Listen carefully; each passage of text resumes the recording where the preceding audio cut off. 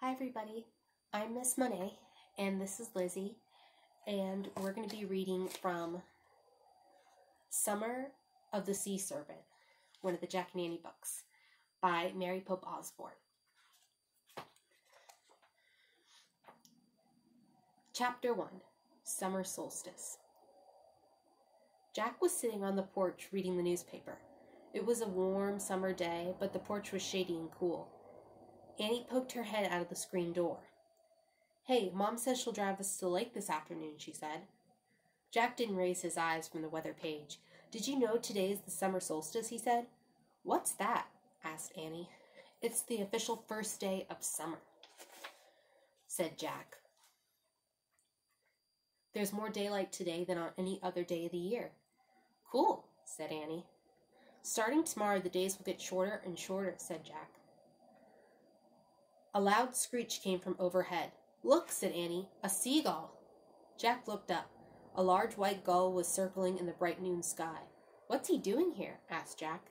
"The ocean's 2 hours away." The gull swooped down and screeched again. "Maybe he's a messenger from Morgan or Merlin," said Annie. "Maybe one of them sent him to tell us the treehouse is finally back." Jack's heart began to pound. He put down the newspaper. You think so?" he asked. Jack and Annie hadn't seen the magic treehouse since their Merlin mission to a haunted house last Halloween. Jack had begun to worry that the treehouse might never come back. "Look, he's flying towards the woods," said Annie. Jack jumped up. "Okay," he said, "let's go." "We'll be back soon, Mom," Annie called. Then she and Jack dashed across their yard. They ran down their street and into the Frog Creek woods. The shady woods were dappled with sunlight. The air smelled fresh and clean. Jack and Annie hurried past the leafy trees until they came to the tallest oak. High in the oak branches, the magic treehouse was waiting for them. "Wow," Jack and Annie said together. The treehouse looked exactly the same as when they'd last seen it.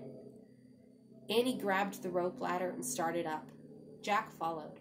When they climbed inside the treehouse, no one was there. "Look, our royal invitation is still here," said Annie. She picked up the card that had taken them to Camelot on Christmas Eve. "And our leaf from Merlin is still here," said Jack.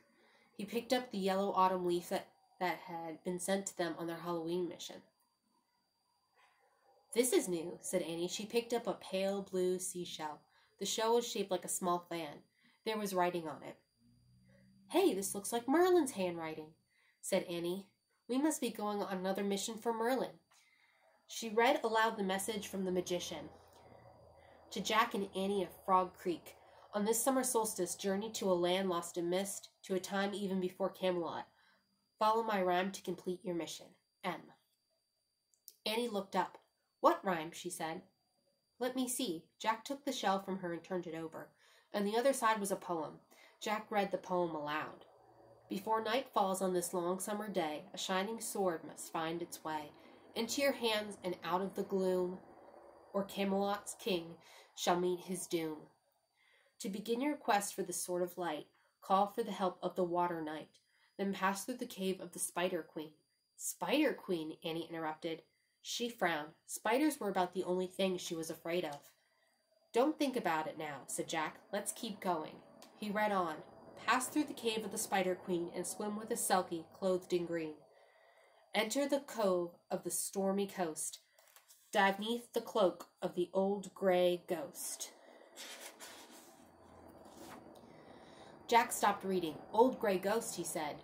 "Don't think about it now, Stanny. Keep going." Jack read more. "Answer a question with love, not fear. With rhyme and sword, your home is near."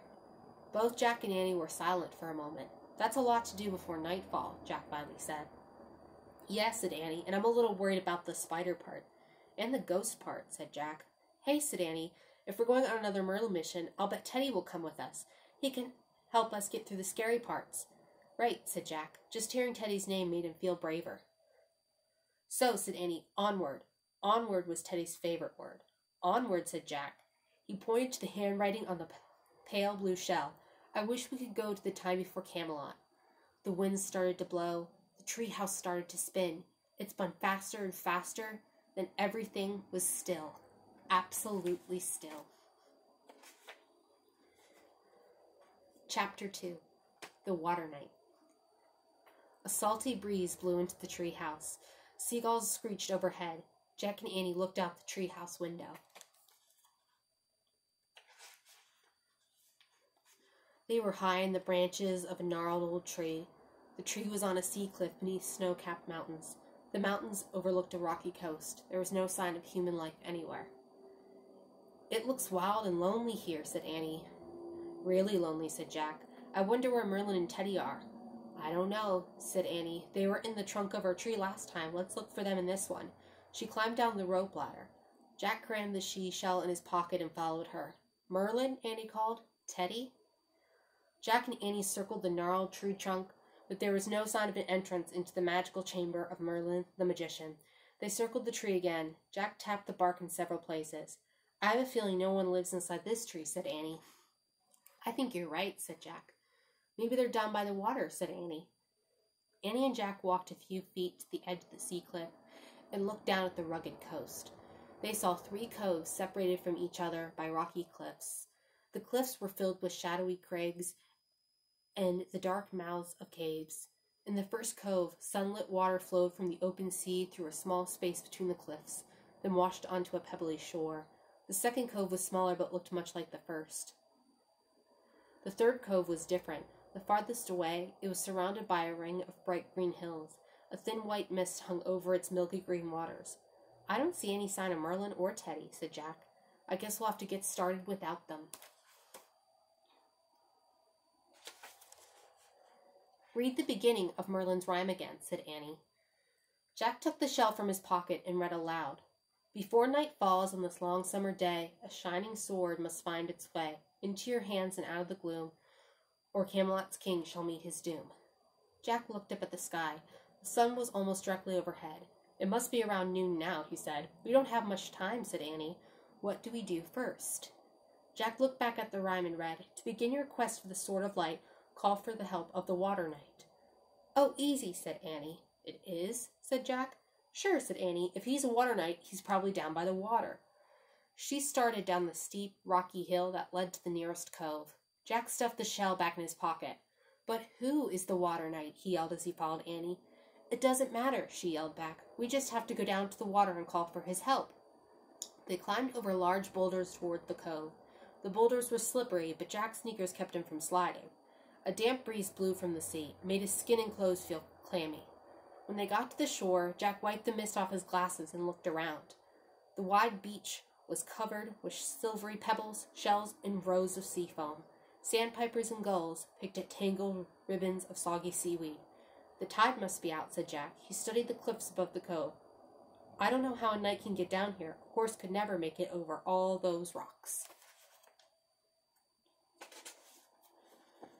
"Let's just do what the rhyme tells us," said Annie, "and see what happens." Annie stretched out her arms. She closed her eyes. She raised her head toward the sky and shouted, "Oh, water knight, whoever you are, come here and help Jack and Annie." "Oh, brother," Jack muttered to himself. Suddenly they heard the wild cries of seagulls. "Jack, look," said Annie. She pointed toward the middle of the cove. Seabirds were screeching and flapping above a giant swirl of spray and foam. The swirl was spinning just above the surface of the water, heading toward the beach. "Wow," said Annie. She took off running across the sand. "Come back," shouted Jack. "No, come look," said Annie. Jack hurried to the edge of the surf. Through the blur of spinning spray and foam, he saw the silver helmet of a knight appear above the water. He saw silver breast armor, then a strange creature burst through the surface, carrying a knight on its back. The creature had a horse's head and neck and front legs, but instead of back legs, it had a long, silvery fish's tail.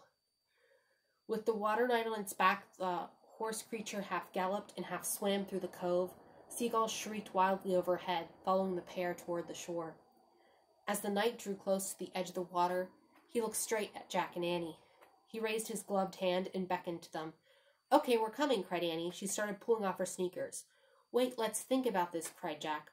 "We don't have time," said Annie. "He wants to help us. He's like that stag that came for us in Camelot." "No, he isn't," said Jack. "He's much weirder." But Annie tossed her sneakers onto the rocks and splashed through the shallow water. The knight held out his hand and helped her onto the strange horse creature. The creature slapped its fish's tail against the water, sending up a fountain of spray. Come on, Jack, Annie yelled. We can't waste time.